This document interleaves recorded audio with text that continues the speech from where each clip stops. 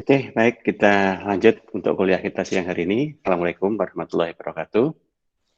Waalaikumsalam warahmatullahi wabarakatuh. Waalaikumsalam warahmatullahi wabarakatuh.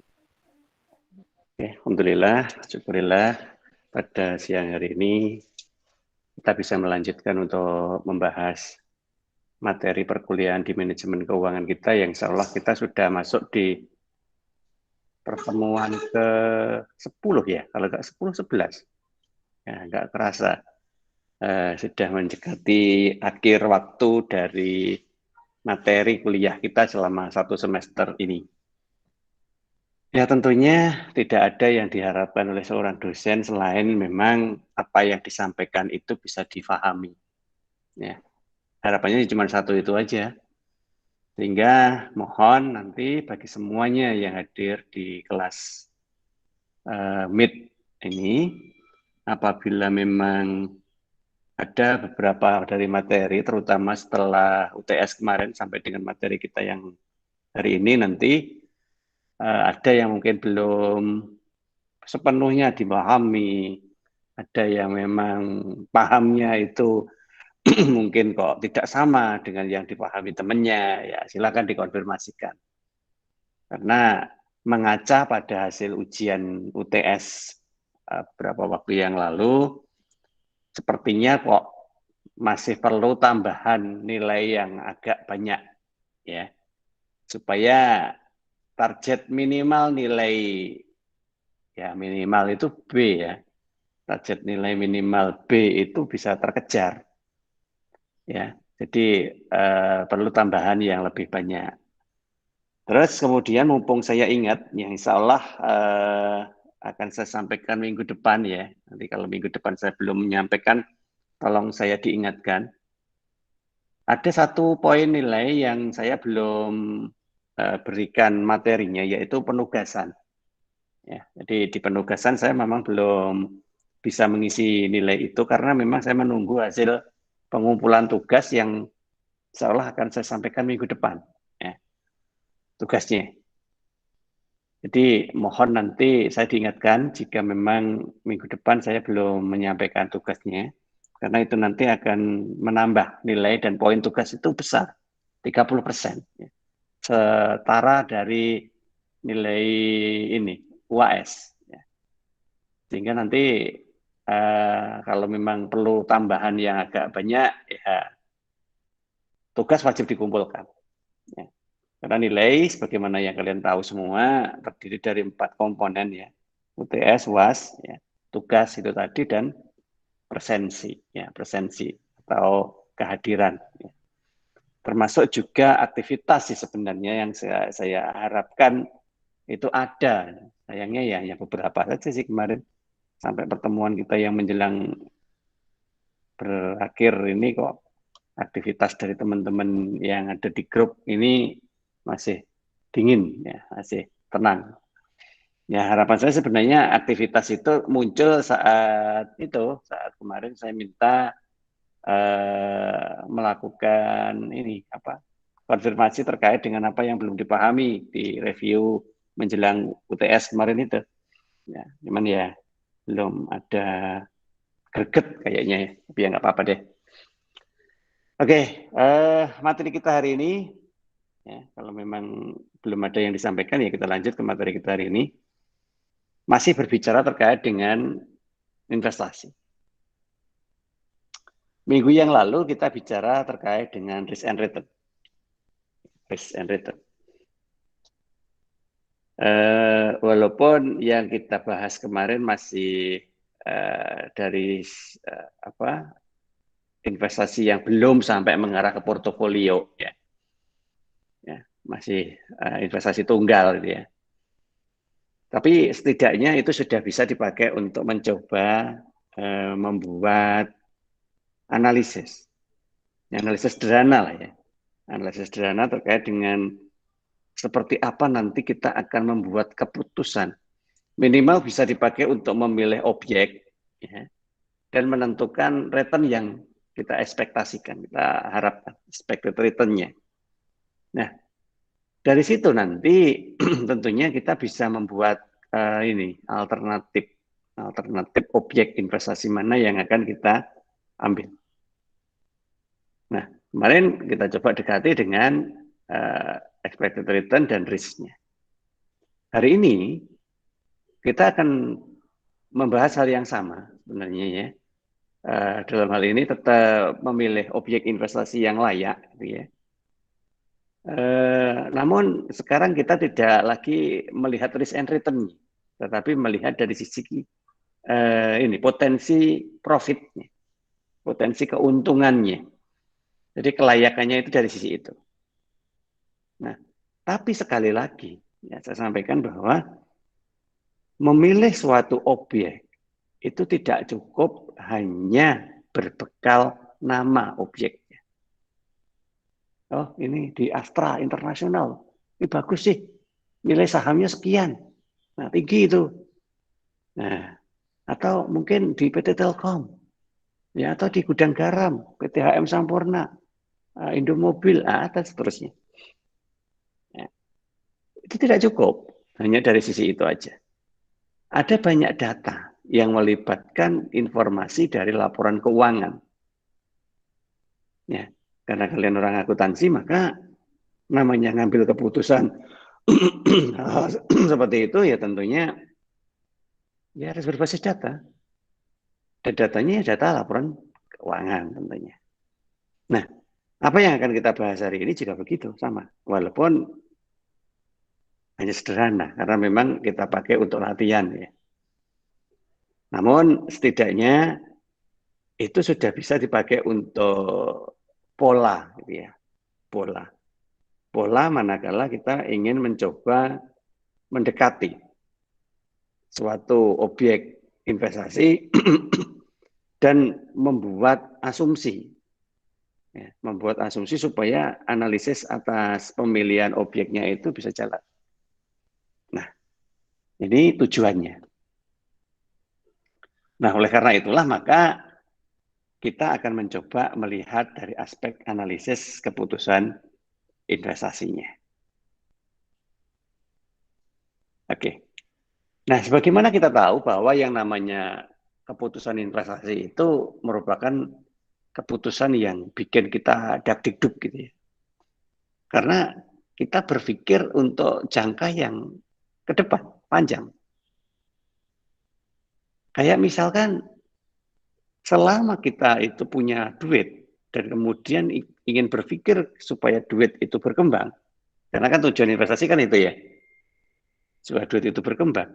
Maka yang ada di pikiran kita kan ada dua hal. Yang pertama memang benar-benar duitnya itu berkembang, nggak tahu berapa berkembangnya. Atau yang kedua malah habis, ya, malah habis duitnya itu. Nah, apalagi kalau duit itu milik beberapa pihak, gitu ya. Artinya kita itu dititipi untuk mengelola. Sehingga beban mentalnya juga semakin tinggi. Karena apa? Ada pressure dari pihak lain yang mengharapkan duit itu pasti balik, minimal balik sama dengan yang dipakai awalnya. Ya, tapi targetnya kan tidak hanya sekedar sama, tetapi lebih. Nah, oleh karena itulah maka di sini ada beberapa cara atau mekanisme yang berkaitan dengan perhitungan-perhitungan data, apalagi yang bersangkutan dengan periode yang akan datang. Ya. Termasuk juga nanti kita akan melibatkan terkait dengan itu, nilai waktu uang. Nah, kita juga akan melibatkan itu, karena memang periodenya masih periode yang akan datang. Nah, ini yang wajib kita ketahui, sehingga beberapa hal yang sudah kita pelajari di muka, beberapa hal yang kemarin itu, sebenarnya kan sesuatu yang saling melengkapi, gitu ya.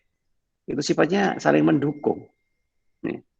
Sehingga kita tidak boleh kemudian mempelajari yang satu, yang satunya ya udahlah tinggalin aja. Atau kalau itu belum paham ya udah kita belajar yang paham aja. Nah, nanti pada gilirannya itu dibutuhkan lagi dan itu tidak paham, maka ya tidak maksimal hasilnya. Nah, oleh karena itulah kita harus memahaminya mulai dari jenis investasi seperti ini. Ya.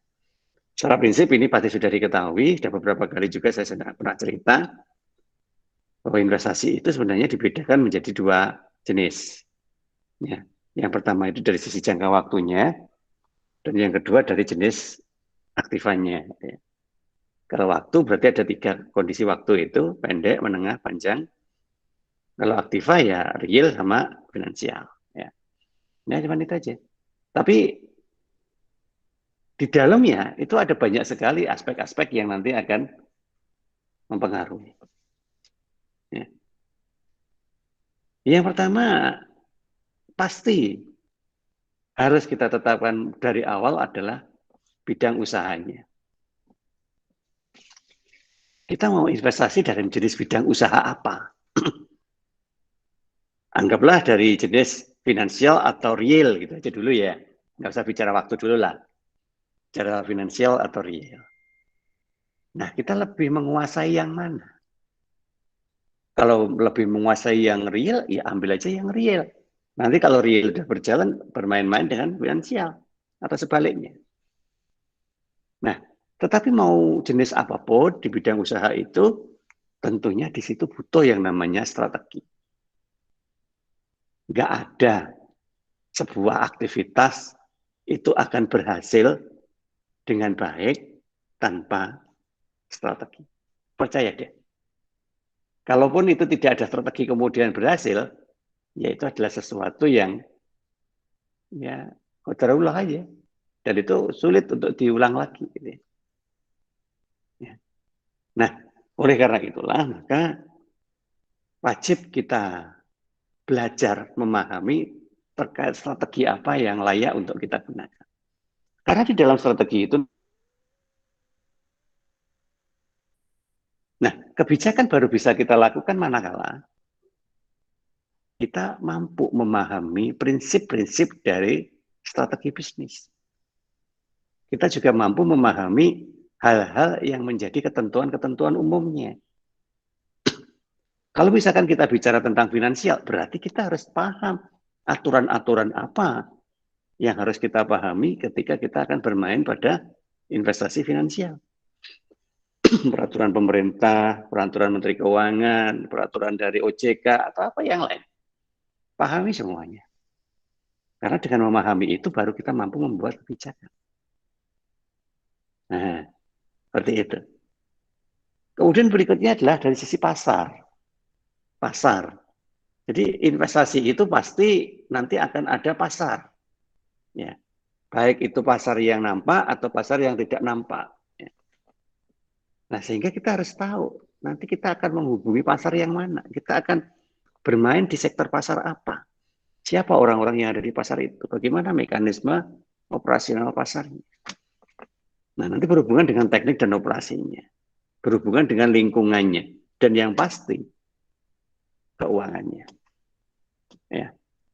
Percuma kita ngomong banyak sekali, tetapi ternyata nggak bisa eksekusi gara-gara nggak ada duit. Ya. Nah, ini. Kita tahu. Kalau kita bicara keuangan, kita sedang tidak bicara terkait dengan besar atau kecilnya. Tidak. Besar atau kecil itu nanti. Ya. Tetapi yang kita bicarakan adalah bisa atau tidak kita mengalokasikan aspek keuangan itu untuk investasi. Karena sekali lagi investasi itu butuh waktu. Investasi itu berjalan berdasarkan dari kemampuan kita dalam mengelola. Maka kalau kita bicara alokasi keuangan, ya di sini juga masih abu-abu lagi. Apalagi kalau baru pemula. Nah, sehingga kalau baru pemula itu baiknya gimana? Ya baiknya menjadi juniornya aja dulu. Ada pihak yang senior, kita jadi juniornya aja. Istilahnya kita nyantrik gitu ya. Apa istilahnya lagi ya? Nyantri, ya ada kerennya gitu. Nyantri kepada pihak yang memang sudah berpengalaman. Nah, dari situ aja nanti kita bisa mengamati, kemudian meniru. Ya. Karena yang paling mudah belajar itu kan hanya itu aja. Amati dan tiru. Sehingga nanti kita akan menemukan pola sendiri.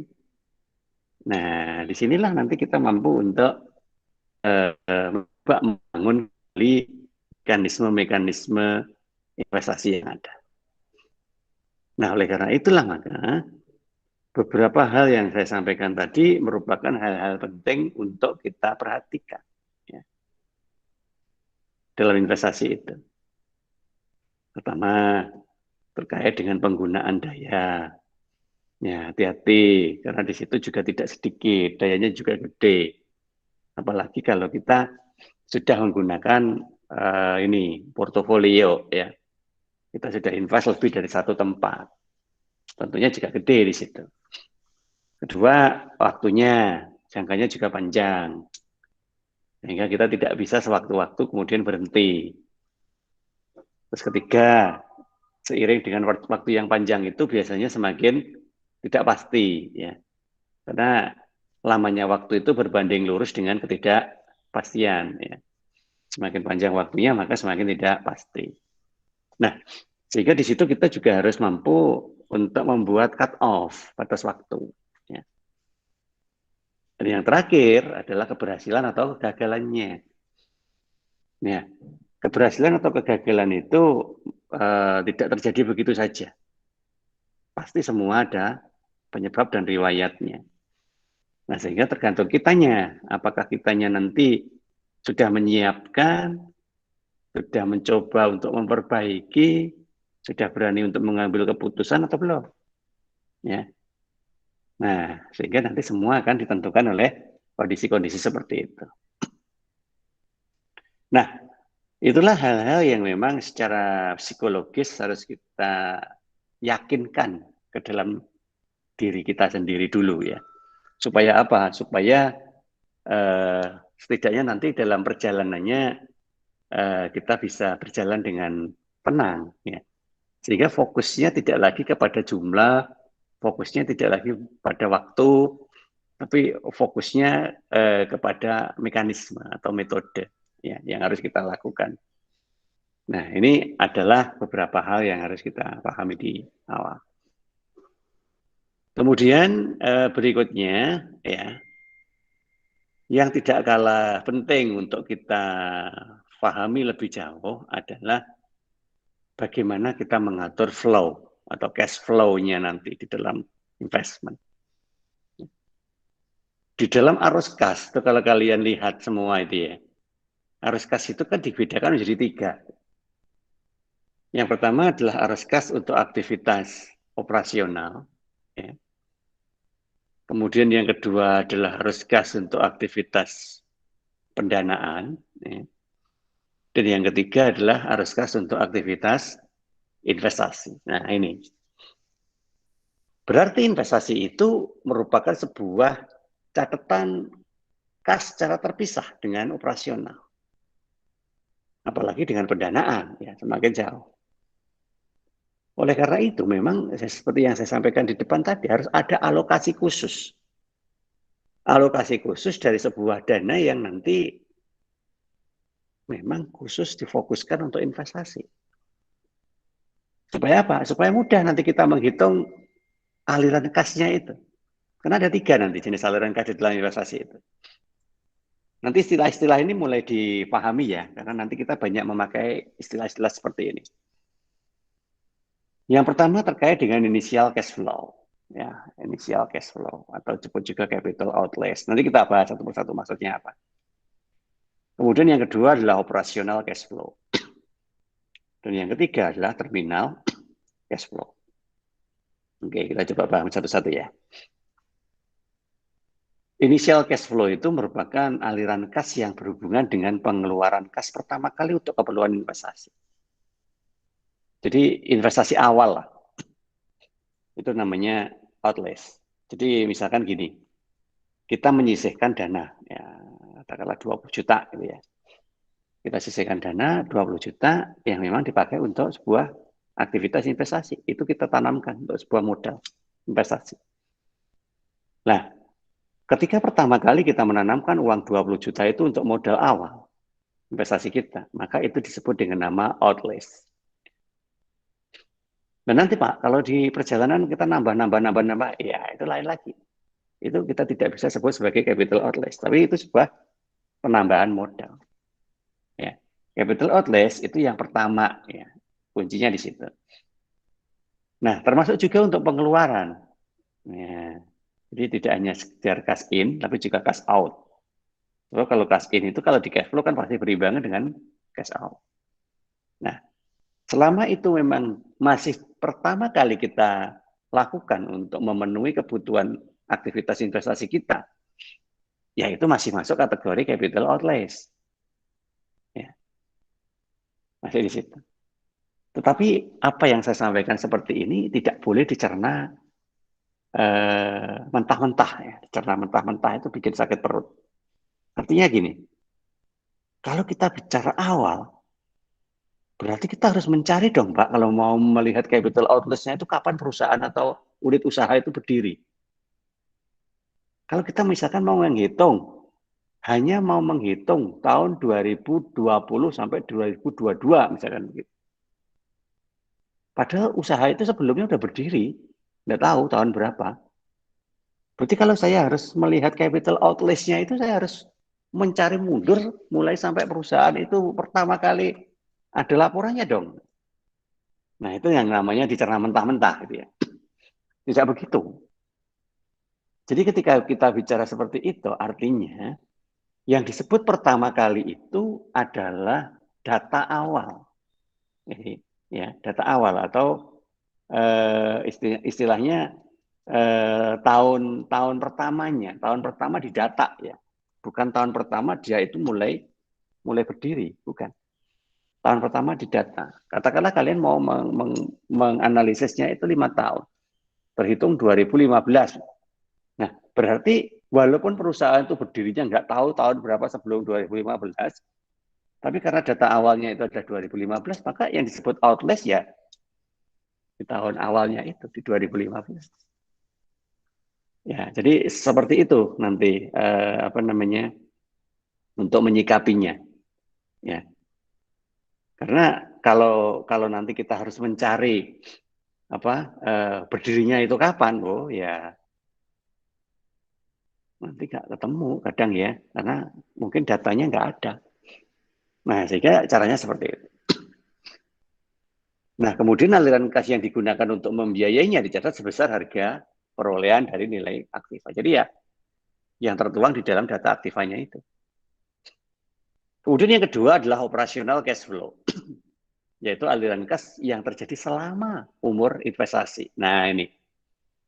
Jadi kontrak investasinya itu mau berapa lama? Setahun, 2 tahun, 3 tahun. Nah, kas yang berputar-putar selama investasi itu berjalan itu disebut dengan nama operasional cash flow. Ya. Berasal dari mana? Berasal dari pendapatan dikurangi dengan biaya yang dikeluarkan. Nah, karena tadi di dalam cash flow itu ada 2 aliran, yaitu keluar dan masuk, ya tentunya di operasional cash flow juga begitu. Nanti ada cash inflow dan ada cash outflow. Ya, ada cash masuk dan cash keluar. Nah, keduanya nanti digunakan untuk melihat saldo dari operasional cash flow-nya. Jadi kalau kita lihat operasional cash flow itu kayak buku besar gitu ya. Ada debit berapa, ada kredit berapa, terus begitu. Nah, sehingga nanti saldo akhirnya adalah debit dikurangi kredit karena kita bicara investasi ada di kelompok aset. Nah, nanti bisa jadi terjadi sebuah selisih. Ya, ada selisih. Cash out dan cash in sangat memungkinkan terjadi selisih. Nah, selisih aliran kas masuk bersih itu nanti istilahnya dengan nama proceed. Ya, istilahnya adalah dengan nama proceed. Nah, besarnya proceed, nah, itu terdiri dari 2 sumber. Yang pertama adalah dilihat dari laba setelah pajak, ya, laba bersih, ya, ditambah dengan depresiasi. Ya, laba bersih ditambah dengan depresiasi. Kalau rumusnya begitu, nanti rumusnya kita lihat.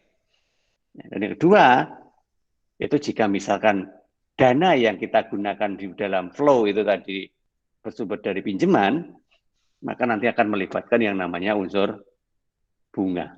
Sehingga rumus dasarnya seperti ini. Ya.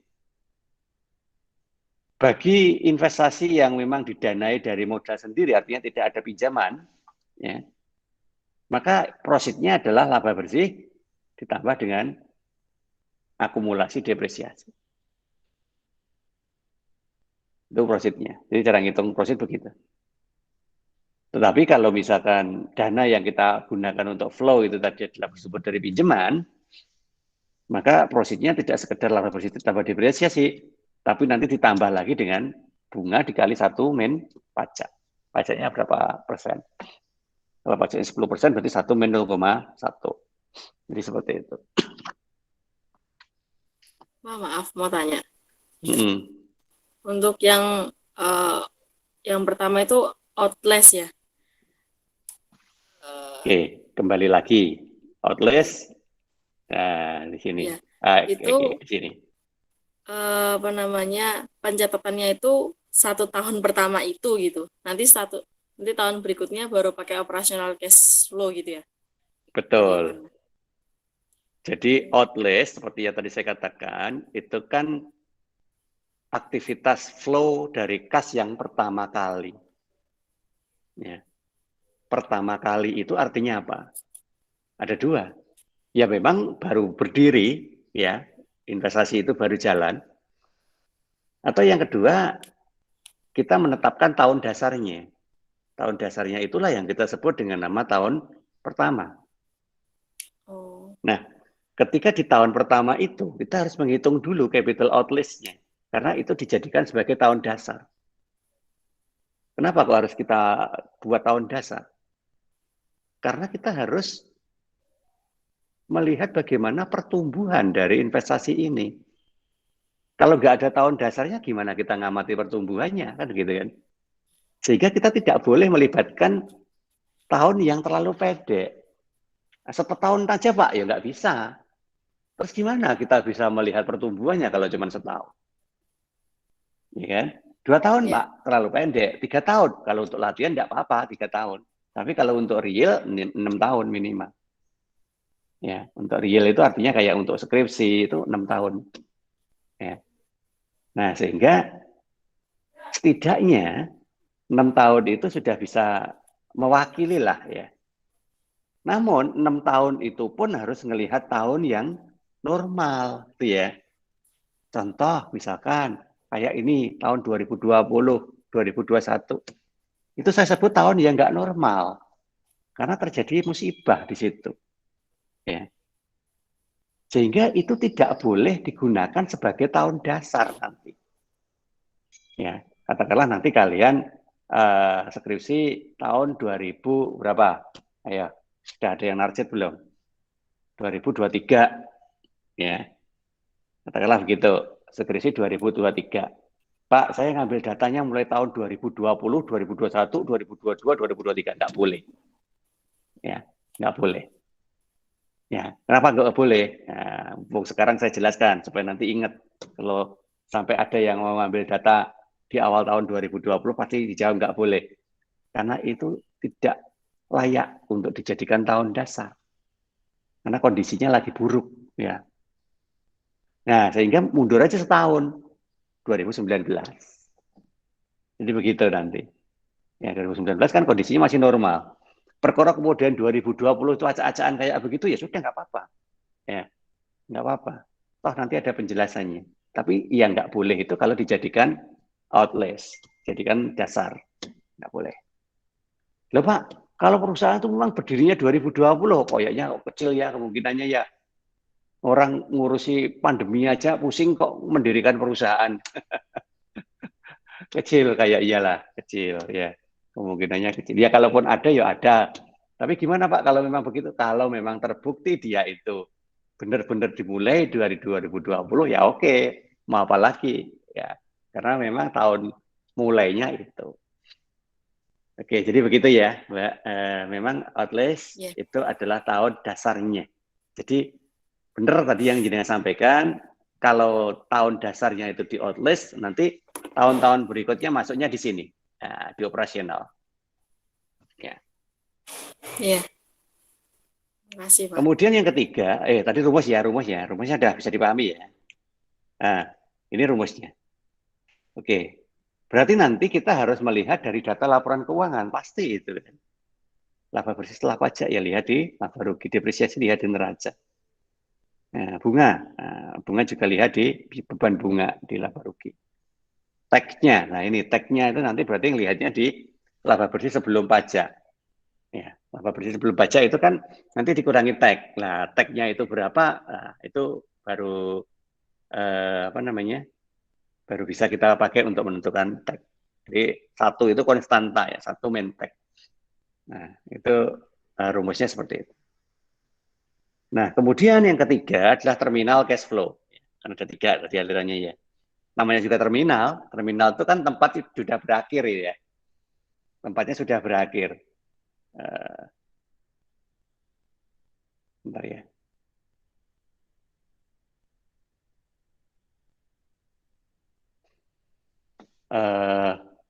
Namanya juga berakhir, berarti kan tahun terakhir. Nah, tahun terakhir di mana kontrak investasi itu berakhir. Ya berakhir itu dalam arti juga dua. Yang satu memang benar-benar berakhir, ya. Yang satu. Yang kedua, ya tahun cut off tadi kita membatasi di tahun itu.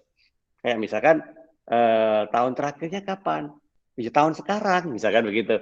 Kalau sekarang apa namanya? Nanti kita mau menggunakannya tahun 2021 ini misalkan ya, terhitung 31 Desember ya sudah.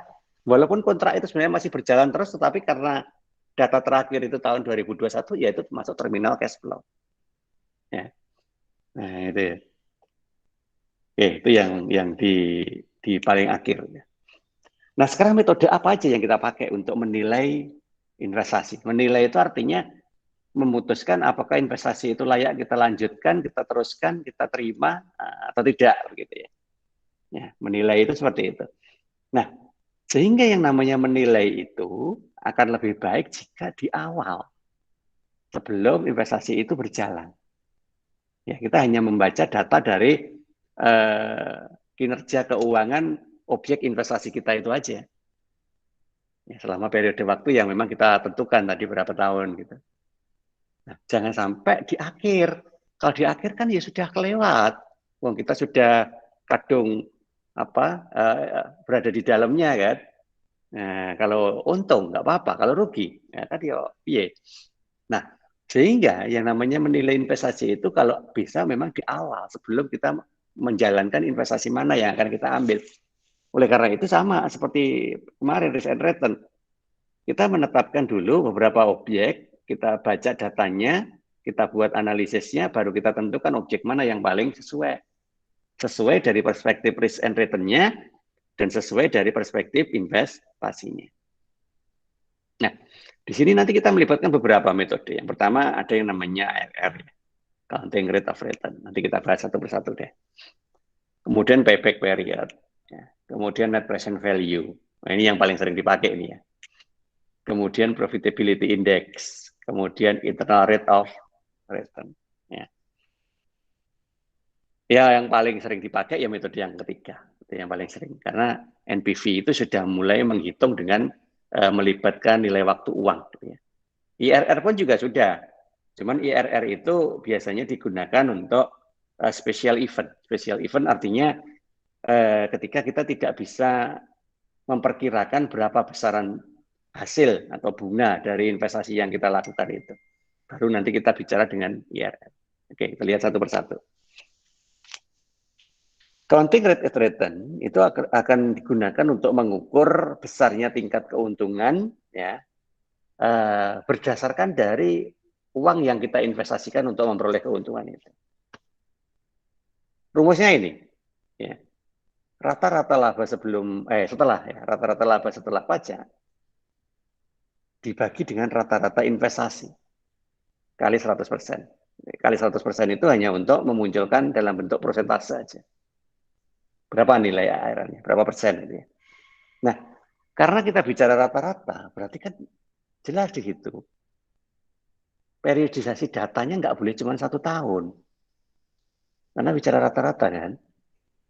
Nah, sehingga seperti yang saya katakan tadi, kalau untuk latihan ya minimal 3 tahun lah.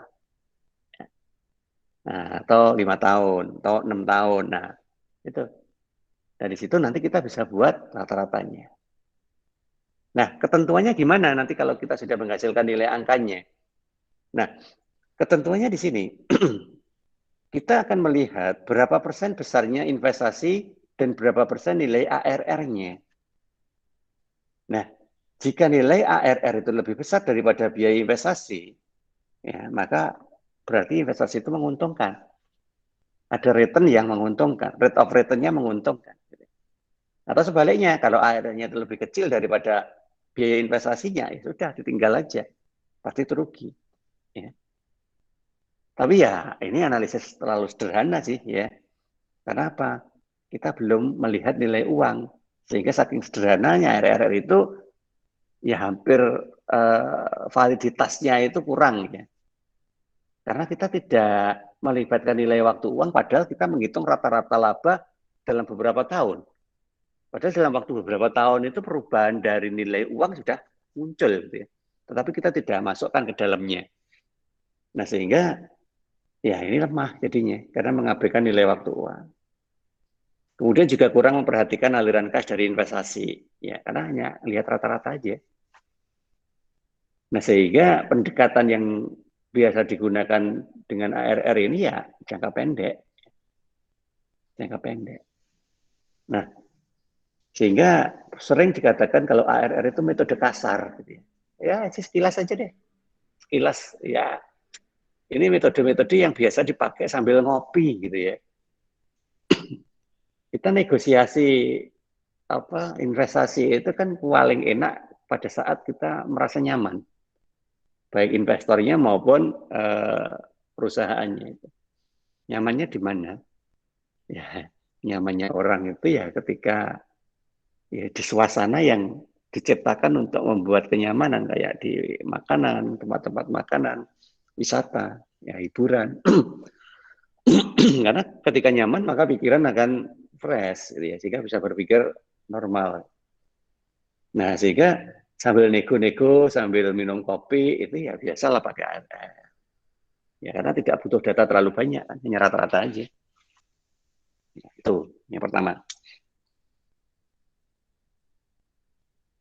Kemudian yang kedua adalah payback period.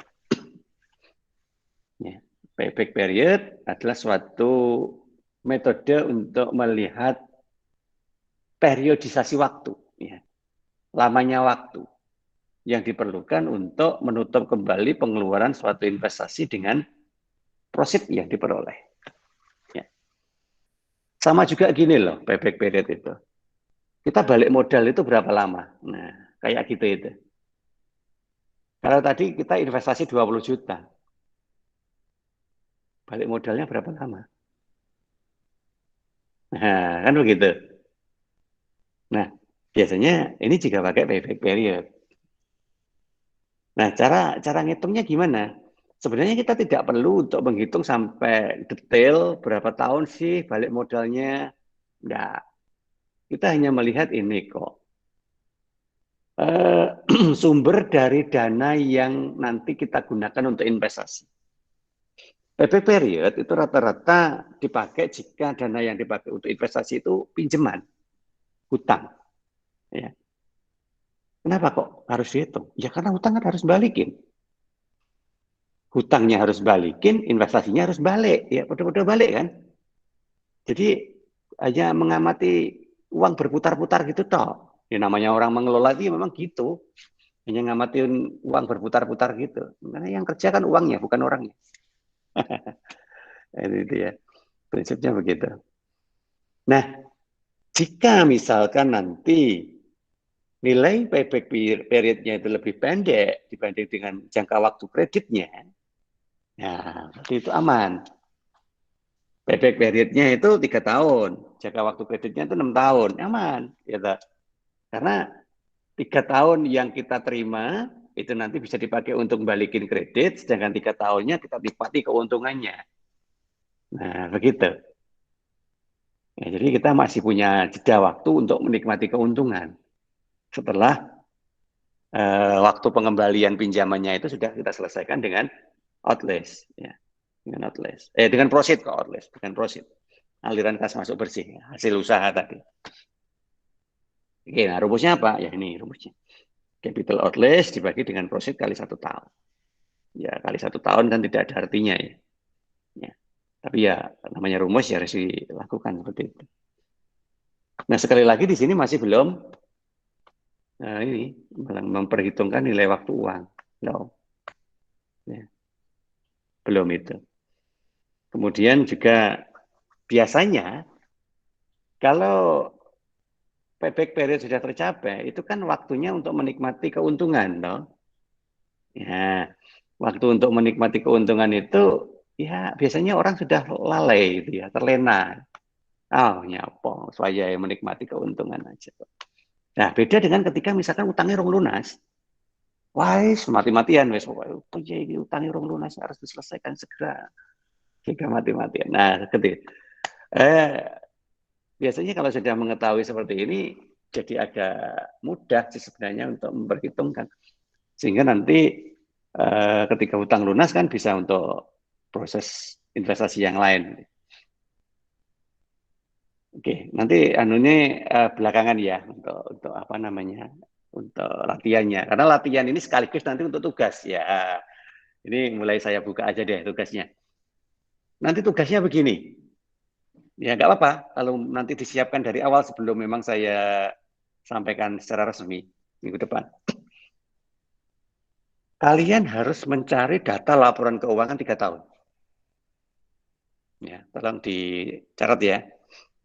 Cari data laporan keuangan 3 tahun ya, untuk 2 jenis perusahaan. Jangan kebalik loh ya. 2 jenis perusahaan, masing-masing datanya 3 tahun. Misalkan gini 2 jenis itu ya. Oh, yang satu jenisnya dari makanan, telekomunikasi, PT Telkom, ya. Misalkan begitu. 2 jenis itu seperti itu. Ya. Datanya masing-masing 3 tahun. Ambillah 2020 deh, nggak apa-apa. Ya, 2020, 2019, 2018. Itu harus bisa mencari datanya dulu. Nah, sekalian belajar untuk mencari data kok. Besok skripsi ke biar menak. Nah, diapain Pak datanya itu? Baca. Ya, baca datanya. Datanya kan berupa laporan keuangan, toh. Data apa kalau bukan laporan keuangan? Kita orang akuntansi. Nah, nanti carian data-data yang ada di situ itu yang bisa dipakai untuk menghitung masing-masing metode ini.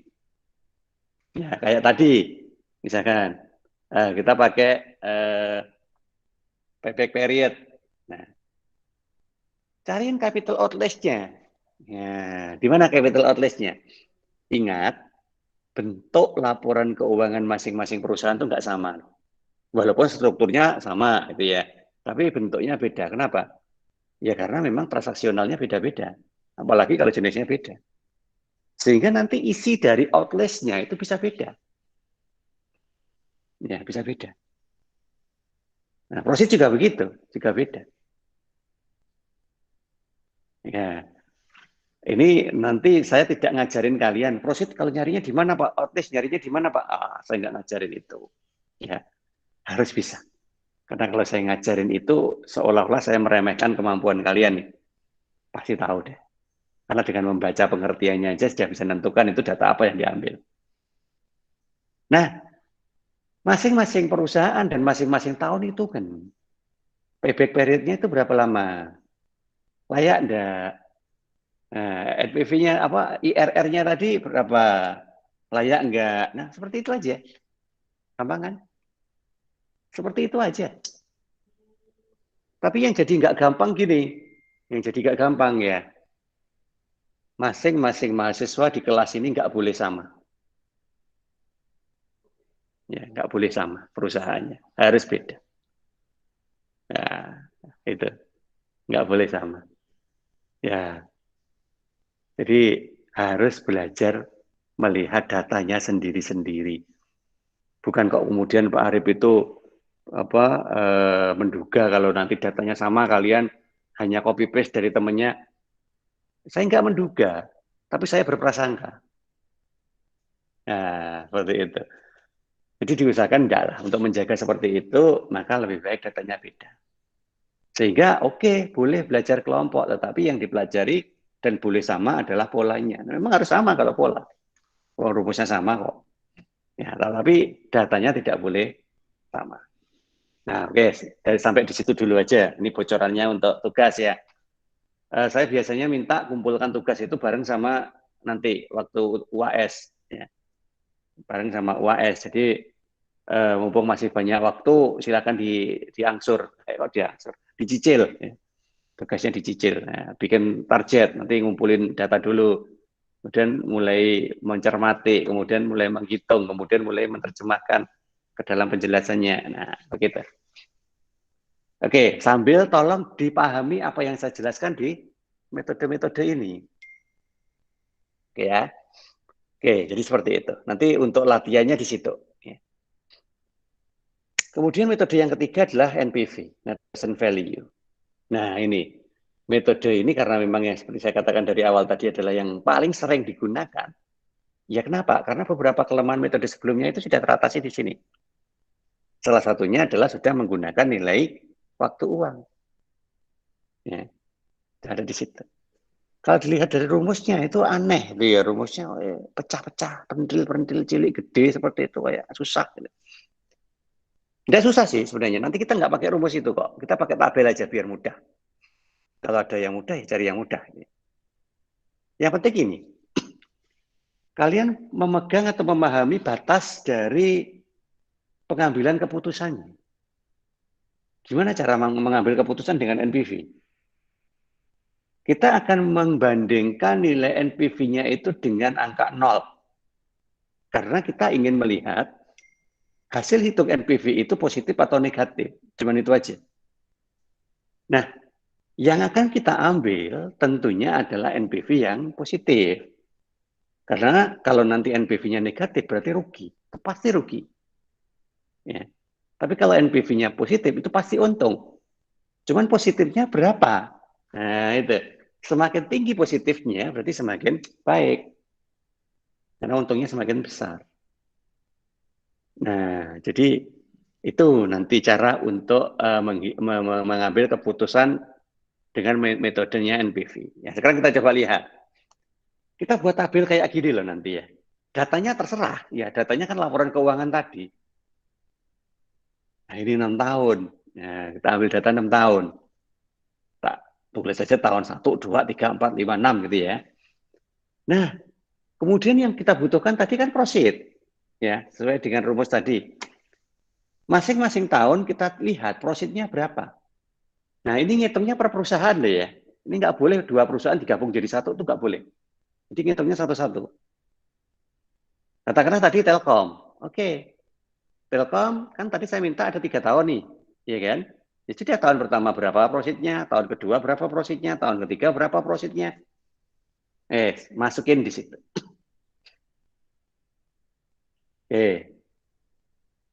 Terus kemudian kalau proses sudah masuk, itu kita memastikan nilai diskon rate. Nah, diskon rate itu ada tingkat suku bunga. Kalau di situ Pak tulis 10% untuk latihan. Ya. 10%. Nanti berapa Pak untuk tugas? Ya nanti, minggu depan. Ya. Minggu depan. Ya. Nah sekarang gimana Pak cara memunculkan angka-angka itu? Kalian harus nyari kembali nilai tabel suku bunga kalian itu. Tabel suku bunga. Saya ngajar, nanti tak telepon ya.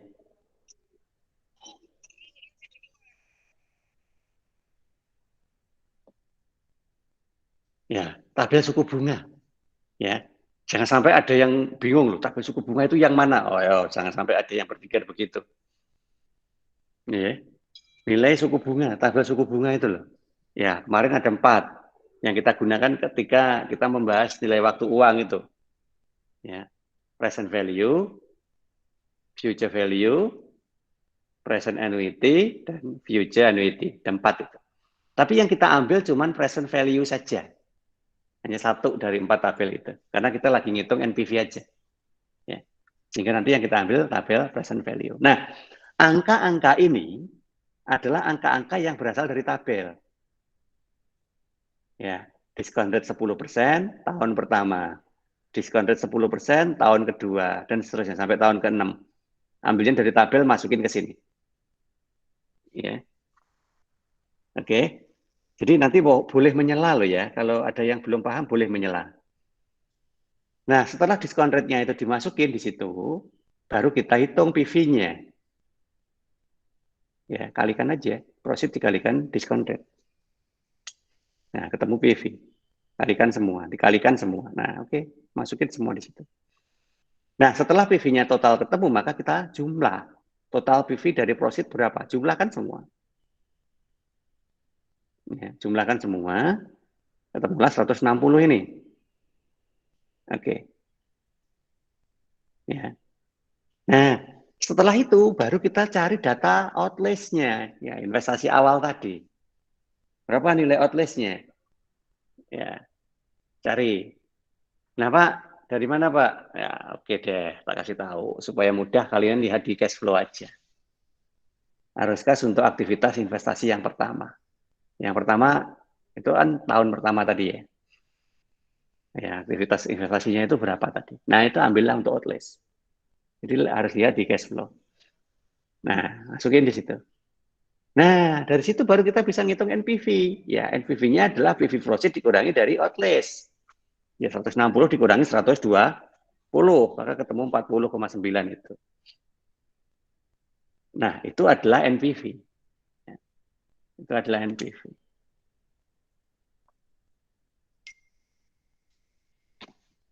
Oke, sampai di sini dulu. Ada yang bingung? DR itu apa, Pak? Apa? DR. Discount rate. Udah beberapa kali loh tadi tak sebut. Maaf. Masih bingung. Iya, tadi udah beberapa kali. Discount rate itu adalah tingkat suku bunga. Ya. Tingkat suku bunga. Jadi nanti nilai suku bunganya berapa. Nah, kalau untuk tugas besok ya nanti tak kasih tahu lah suku bunganya berapa. Loh Pak, kalau kondisi real suku bunganya ngelihatnya di mana? Ini, lihatnya di bank ya. Di rilisnya Bank Indonesia. Ya, di rilisnya Bank Indonesia itu tingkat suku bunganya yang berlaku saat ini berapa? Nah, saat ini itu berarti tahun terakhirnya. Nah, kemudian nanti lihatnya mundur. Jadi tahun kemarin berapa, tahun sebelumnya berapa, begitu terus. Nah, itu kalau mau melihat diskon rate. Ya, silakan. Kalau ada yang bingung.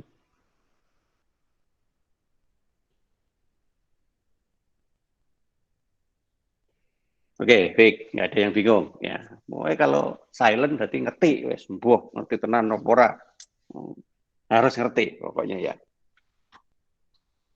Nah, kalau NPV sudah, ya, baru nanti kita ngitung PI atau Profitability Index. Ya. NPV tadi cuma begitu aja, Pak. Iya, cuma begitu aja. Ya. Makanya tadi untuk ngomentari gimana, Pak? Karena ada 2 perusahaan. Ya sudah, cari NPV yang paling tinggi. Ya. Misalkan tadi nih, saya minta ada Telkom sama Indofood tadi ya. Lihat kan NPV-nya gedean mana. Gedean Telkom ya ambil punya Telkom. Berarti Telkom lebih recommended secara NPV. Ya, jadi begitu. Nah, seperti itu caranya ya. Oke, sekarang kita lihat di PI. PI itu sebenarnya hanya memperkuat NPV sih sebenarnya ya. Karena PI itu atau Profitability Index itu untuk memastikan apakah hasil dari investasi itu benar-benar menghasilkan keuntungan gitu toh. Ya. Makanya disebut juga benefit cost ratio. Ya. Jadi kalau biasanya NPV-nya itu positif, ya, maka PI-nya harusnya lebih dari 1. 1, sekian atau berapa lebih dari 1. Nah, kalau NPV-nya positif dan sebaliknya kalau NPV-nya negatif, berarti kurang dari 1. Ya, mungkin 0, sekian dan nggak sampai minus gitu ya. Ya minus atau surplus tadi kan hanya di NPV aja. Kalau PI itu ada di angka 1. Kalau lebih dari 1 berarti menguntungkan, kurang dari 1 berarti rugi. Ya cuman gitu aja. Nah, ngitungnya juga sama, datanya pakai data NPV tadi kok ya. Total PV dari proceed dibagi dengan outlays. Ya, udah itu aja. Berapa nilainya? Kalau di atas 1 berarti ya mesti untung. Makanya PI itu jarang dipakai, karena cukuplah dengan NPV. Nah, sekarang yang terakhir adalah IRR. Nah, ini IRR itu agak panjang ini prosesnya. Kenapa? Ya karena kita sedang mencari ini ya. Sedang mencari tingkat suku bunga yang berlaku untuk investasi dengan data sebesar itu berapa persen. Biasanya gini ini makanya kita milih objek ya. Yang mana objeknya itu tidak sekedar hanya di satu jenis investasi aja. Misalkan hanya di investasi finansial tok, enggak. Kalau NPV tadi kan bisa hanya satu jenis investasi, kemudian kita memilih mana dari beberapa jenis itu tadi yang lebih baik. Tapi kalau IRR itu biasanya kita bandingin dengan investasi di objek yang berbeda. Misalkan gini, uang saya 20 juta tak deposito nih, sama uang saya 20 juta itu tak investasikan di sektor finansial, misalkan di saham, misalkan gitu ya. Perusahaan apa. Makanya kita datanya perusahaan tadi kita lihat dulu. Tapi kan kita nggak ngerti suku bunganya terus setara berapa di perusahaan itu. Kalau di deposito kan jelas. Nah, nanti kita akan bandingin, saja nih suku bunga deposito atau suku bunga dari investasi itu yang lebih gede. Nah, tetapi karena kita tidak tahu suku bunganya itu berapa, maka kita mencarinya dengan menggunakan metode IRR. Nah, sehingga di sini dikenal dengan istilah ada trial and error. Kenapa? Ya karena kita nggak tahu loh. Karena nggak tahu, maka kita nebak-nebak. Di trial, oh ini masih belum pas. Trial lagi ini belum pas. Trial ini belum pas ya. Sehingga kita tidak bisa sekali hitung aja untuk mencari bunga itu. Ya, jadi begitu ya, nanti harus telaten kalau seperti ini. Oke, kita pakai data yang sama dengan tadi. Ya. 6 tahun, ya, profitnya sama, tapi DR-nya, diskon rate-nya beda. Ya. Kenapa kok diskon rate-nya beda? Karena diskon rate itulah yang justru kita cari. Datanya seperti ini di awal, ya, ada 6 tahun dengan nilai profit sebesar ini. Nah, diminta untuk mencari berapa kalau begitu diskon rate-nya. Nah, seperti itu, ya. Karena mencari kita menebak-nebak. Tapi nebaknya nggak boleh satu-satu, nebaknya dalam sebuah skala rank gitu ya. Di rank aja 10. Nah, ini 20% sampai 30%. Itu rank tebakan kita. Nanti kita cari. Ya. Apakah berada di antara itu atau tidak? Loh, kalau tidak gimana Pak? Turunin lagi.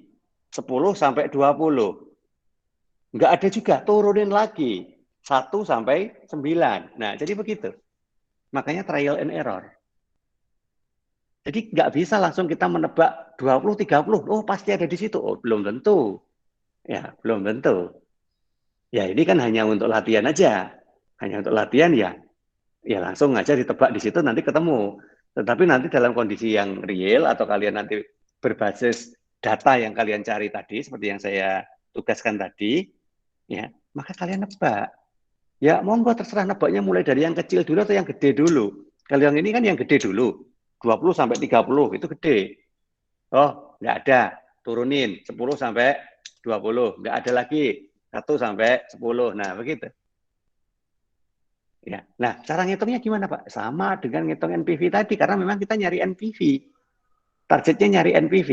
Tetapi yang kita cari adalah NPV pada diskon rate yang kecil dan NPV pada diskon rate yang besar. Makanya kita punya dua sisi. Ring tadi ya. Nah, kita cari.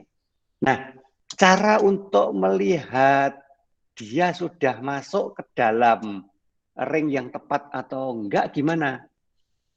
Caranya gini, tolong diperhatikan. NPV yang kecil, diskon rate yang kecil, itu nanti harus menghasilkan NPV positif. Syaratnya itu ya. Jadi syaratnya cuma satu itu tok kok ya. Diskon rate yang kecil atau yang bawah atau yang rendah itu harus menghasilkan NPV yang positif. Sedangkan diskon rate yang tinggi harus menghasilkan NPV yang negatif. Syaratnya cuma itu. Makanya misal ya, kita tebak 20 sampai 30. Loh, kok negatif semua?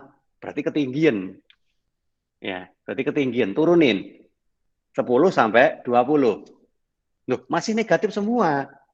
Turunin lagi. Ya, 1 sampai 10. Harusnya yang satu itu udah positif, yang 10 tadi negatif. Loh, berarti di antara 1 sampai 10%. Nah, jadi begitu caranya ya. Atau sebaliknya, kita taruh 1 sampai 10, kita mulai dari bawah ya. Kok positif semua? Oh, terlalu rendah berarti. Naikin 10 sampai 20. Nah, jadi caranya begitu ya. Oke, bisa dipahami.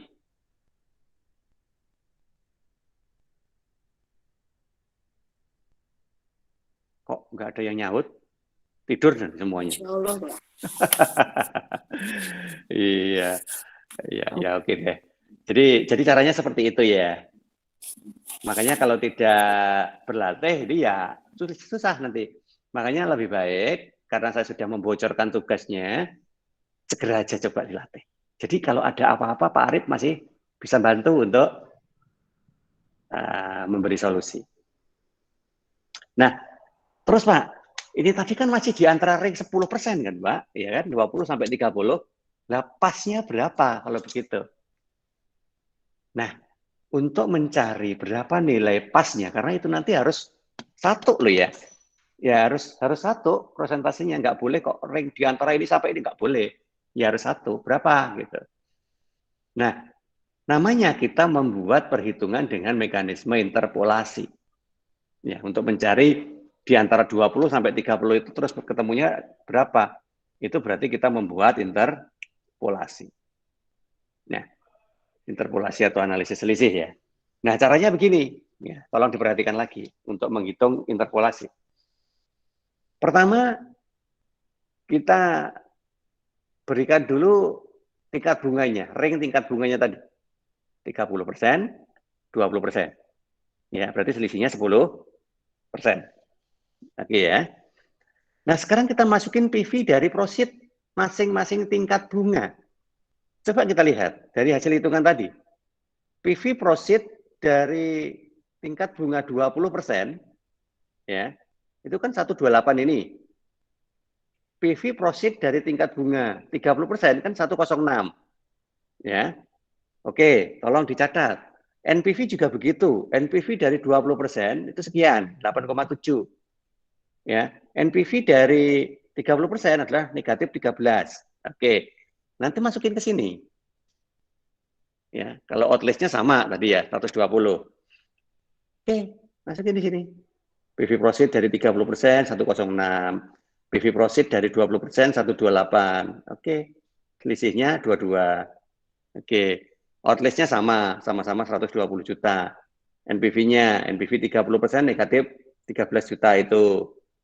NPV 20% positif 8 juta sekian itu. Nah, tapi 22 ini bukan hasil dari ini loh ya. Enggak, ini digeret ke sini aja ini. 22,390 itu digeret ke sini. Jadi bukan hasil perhitungan dari NPV-nya, ya. Hati-hati. Bukan, ya. Nah, ini geretan dari ini. Geretan dari PV Prosit digeret ke sini. Jadi bukan hitungan dari NPV. Nah, setelah itu kita susun, maka kita membuat rumusnya IRR.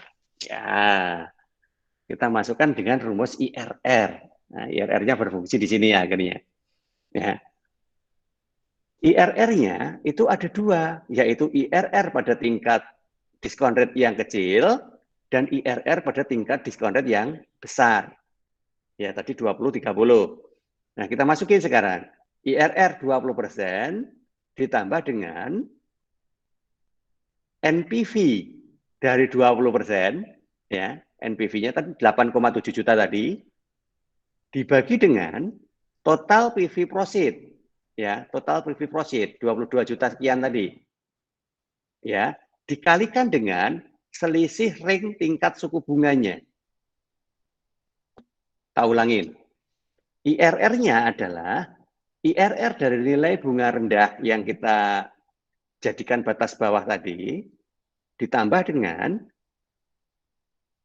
NPV dari tingkat bunga rendah tadi, 20% tadi, NPV-nya 8,7 juta, dibagi dengan selisih antara PV proceed 30 sama 20% tadi, dari 22 juta 390 ini, ya, dikalikan dengan selisih tingkat suku bunga yang kita ringkan. Ya, ringnya kan 10% tadi.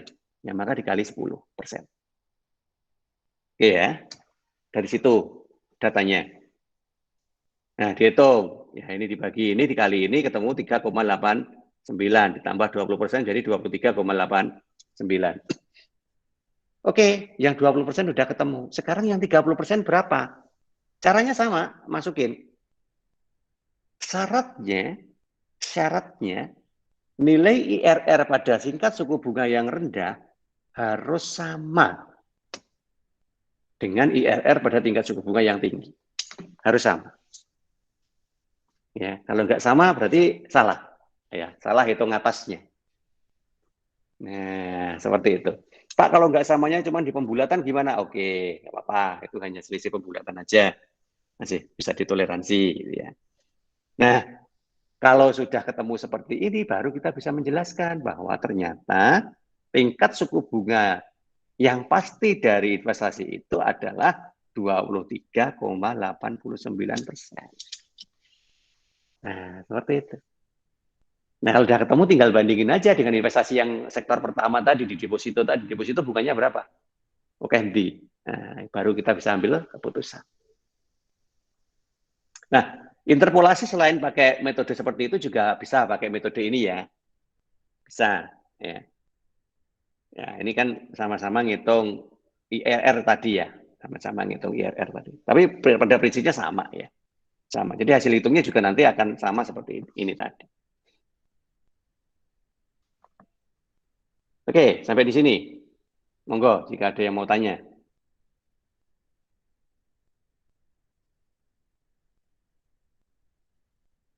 Oke, silakan. Kalau ada yang mau ditanyakan, saya tunggu.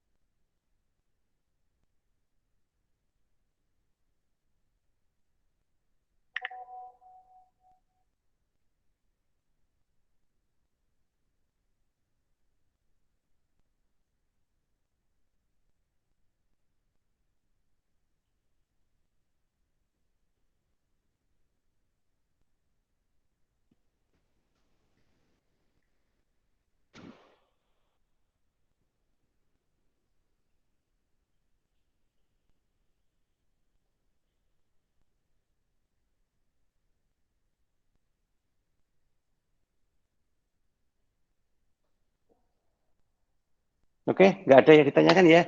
Ditunggu sampai ngantuk. Oke, baik. Tolong nanti dicoba aja deh, ya, dicoba aja. Karena biasanya masalah itu keluar muncul kalau kita sudah melakukan. Ya, coba aja. Nanti kalau bingung silahkan tanya ya. Dan diusahakan tanyanya lewat grup ya, supaya yang lain nanti juga ikut menyimak gitu ya. Ya, coba dicari aja, terserah ya, perusahaannya bebas. Yang penting nggak boleh sama. Ya, nggak boleh samanya itu satu kelas ya. Kalau apa namanya antar kelas ya, ya mungkin aja ya. Saya sebut mungkin aja. Tapi ya jangan sampai sama dua-duanya ya. Kalau sama dua-duanya itu ya bukan kebetulan namanya itu. Itu sengaja. Ya. Jadi seperti itu. Dicoba karena yang penting itu bukan apa jawabannya. Sekali lagi. Tugasnya Pak Arif itu kuliah apapun itu yang penting bukan apa jawabannya. Tetapi sejauh mana bisa dipahaminya. Itu ya. Jadi mau dijawab benar semua tetapi karena itu adalah contekan ya percuma sih sebenarnya ya percuma. Dan Pak Arif tidak akan tahu ya. Pak Arif tidak akan tahu. Tetapi kan eman gitu loh ya. Eman. Namanya sama-sama ada kesempatan belajar kok. Bayarnya ya podo sih San. Ya. Nah, oleh karena itu ya coba aja deh. Dicoba dilakukan mumpung waktunya masih agak panjang sehingga nanti kalau ada permasalahan bisa dikomunikasikan. Oke, mungkin begitu yang bisa kita bahas pada siang hari ini. Jika memang sudah tidak ada yang ditanyakan, kita cukupkan sampai di sini. Wah, iya. Mbak siapa? Mbak siapa ini? Kansa, Pak. Oh, Mbak Kansa. Oke. Iya. Untuk perusahaannya itu 3 tahun Pak ya ini ya. Tahunnya. Ya. Tahunnya 3. Jangan kebalik loh ya. 3 tahun, 2 perusahaan. Kok balik 3 perusahaan, 2 tahun. Jangan ya. Enggak, Pak. Jangan kebalik. Jadi 3 tahun, tapi 2 perusahaan. Iya. Makasih. Oke, yang lain ada yang perlu ditanyakan? Oke, kalau memang nggak ada, monggo nanti kalau kepikirannya masih nanti malam, besok pagi, atau gimana, di WA-kan aja ke saya. Oke, mungkin begitu yang bisa kita bahas siang hari ini. Terima kasih untuk semuanya. Semoga bermanfaat. Kita cukupkan dulu sampai di sini kuliah kita hari ini. Assalamualaikum warahmatullahi wabarakatuh. Waalaikumsalam warahmatullahi wabarakatuh.